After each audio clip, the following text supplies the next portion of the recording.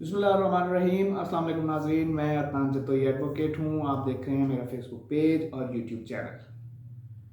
नाज़रीन, आज का टॉपिक शुरू करने से पहले मेरी रिक्वेस्ट होगी कि यूट्यूब सर्च आइकन पर जाकर अदनान जतोई एडवोकेट टाइप करें, चैनल को सब्सक्राइब करें और बेल आइकन के बटन को प्रेस कर दें ताकि मेरी आने वाली नई वीडियो आप तक बर वक्त पहुँच सके।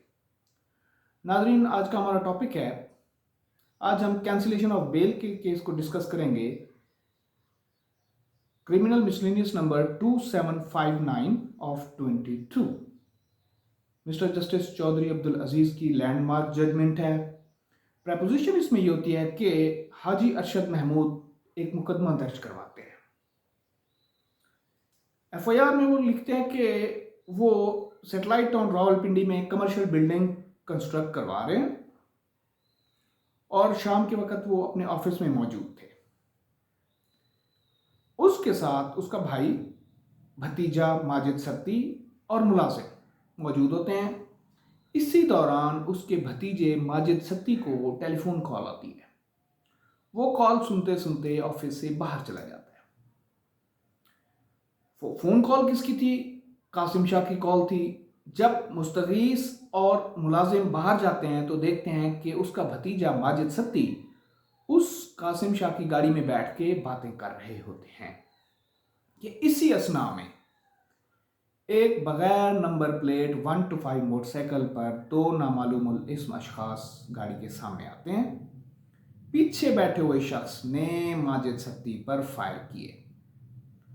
माजिद सत्ती को फायर लगे, साथ खड़ी हुई गाड़ियों पे भी फायर लगे और वो दोनों अशखास वहां से भाग जाने में कामयाब हो गए। कंप्लेनेंट अपने गवान के साथ जख्मी माजिद सत्ती को लेकर अस्पताल जाते हैं, जहां पर जख्मों की ताब ना लाते हुए माजिद सत्ती जहां भाग हो जाता है। इस दरख्वास्त पर मुकदमा दर्ज होता है। पुलिस तफ्तीश शुरू करती है। तफ्तीश के बाद एक मुलजिम काशिफ वो गिरफ्तार होता है। अब काशिफ कौन है? काशिफ पर एक और मुकदमा दर्ज होता है। जब वो उस मुकदमे में पकड़ा जाता है और उसकी तफ्तीश शुरू होती है तो वो इस केस का बताता है कि इसमें भी मैं और मेरे साथ दीगर मुलजमान शामिल हैं। उनकी तफ्तीश के मुतालिक उस पर वो क्या बताता है, पहले हम आपको पुलिस इन्वेस्टिगेशन बताते हैं कि इन्वेस्टिगेशन में उसने क्या क्या इंकशाफात किए। काशिफ कहता है कि ये हमने फर्रुख इम्तियाज खोखर के कहने पे आकर, उसकी अबेटमेंट और उसकी एन पे आकर हमने ये वकूआ किया है। मेरे साथ एक और मुलजिम भी था। वो ये बताता है कि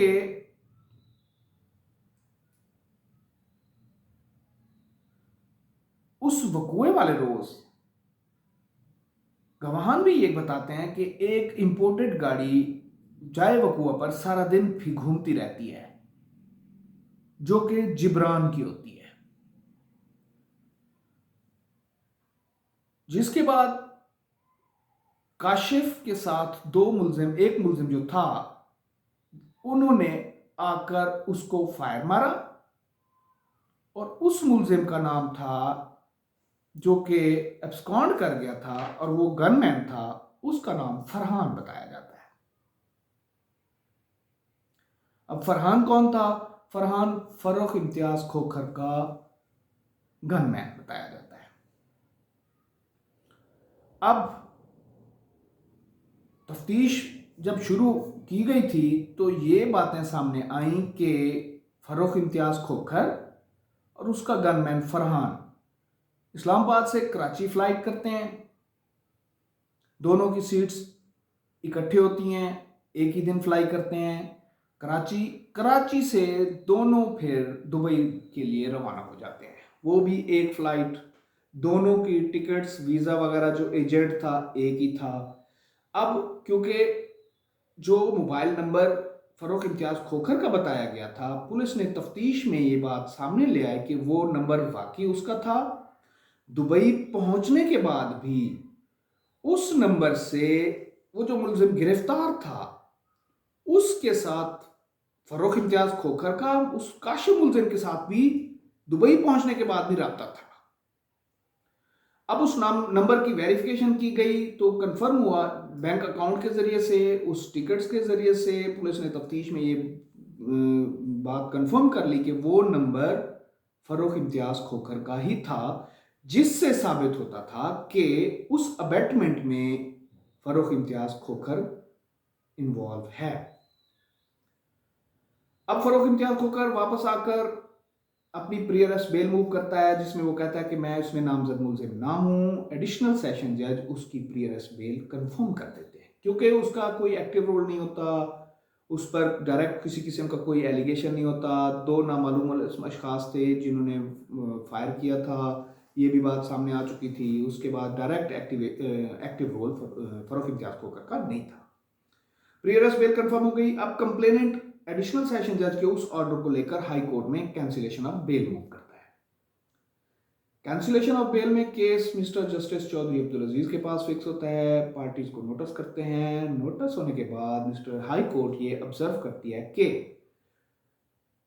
अगरचे के फर्रुख इम्तियाज खोखर का एक्टिव रोल नहीं है, लेकिन तफ्तीश में जितनी भी कड़ियां थी वो सारी फर्रुख इम्तियाज खोखर के साथ ही कनेक्टेड रही। मोबाइल फोन का डाटा उस मुलजिम को, फरहान मुलजिम को साथ लेकर जाना, पहले इस्लामाबाद से कराची और फिर कराची से दुबई, फरहान का आज तक टिल टुडे अब्सकॉन्ड रहना, दुबई पहुंचने के बाद भी फर्रुख इम्तियाज खोखर का बाकी मुलजमान के साथ टेलीफोनिकली रब्ता, ये साबित करता था कि उस मर्डर के पीछे, उस इंसिडेंट के पीछे फर्रुख इम्तियाज खोखर का ही हाथ है। इस अबेटमेंट को कंसीडर करते हुए हाई कोर्ट ने एडिशनल सेशन जज का प्री अरेस्ट बेल का ऑर्डर सेट असाइड करते हुए उसकी प्री अरेस्ट बेल खारिज कर दी। उम्मीद करता हूं आज का टॉपिक आपको पसंद आया होगा। नेक्स्ट टॉपिक तक के लिए इजाजत दीजिए। अल्लाह।